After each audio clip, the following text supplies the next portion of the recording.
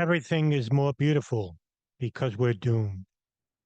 You will never be lovelier than you are now.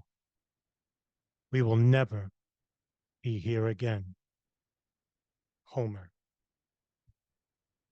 July of 1995, a U.S. and national intelligence estimate concludes that the most likely terrorist threat will come from emerging transient terrorist groupings that are more fluid and multinational than older generations and state-sponsored surrogates.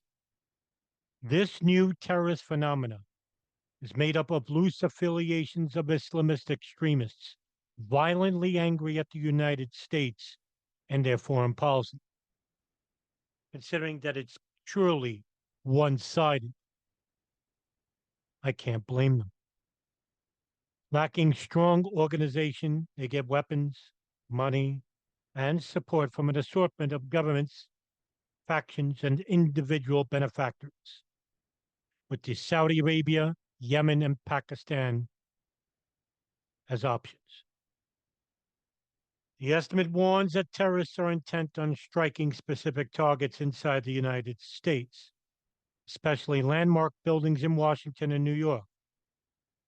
It says, should terrorists launch new attacks, we believe that preferred targets will be U.S. government facilities and national symbols, financial and transportation infrastructure, or public gathering places.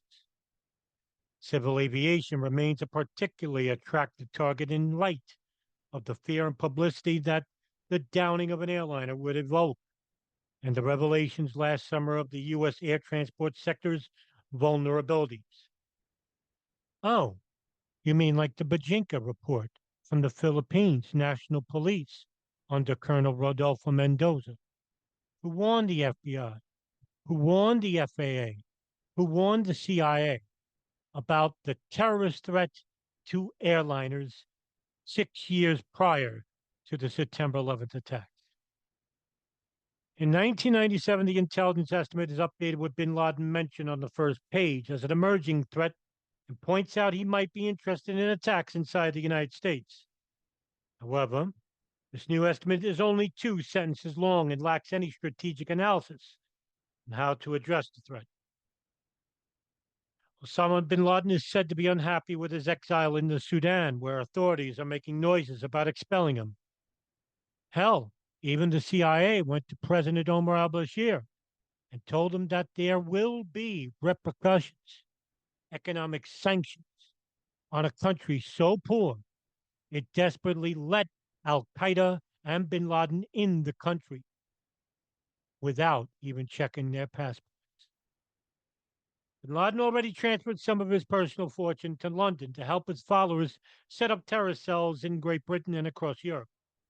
Bin Laden employs Khalid al-Fawaz, a Saudi businessman described as his de facto ambassador, and the man who gave bin Laden satellite phones, to which he himself had no idea that he was under an FBI surveillance unit, in which the FBI told the NSA about the satellite phones, and then began the cracking of the phone and the numbers that were revealed of who was calling bin Laden and who bin Laden was calling. British Home Secretary Michael Howard later would say, quote, in truth, I know little about bin Laden, but we picked up information that bin Laden was very interested in coming to Britain. It was apparently a serious request, end quote. Howard issues an immediate order banning him under Britain's immigration law.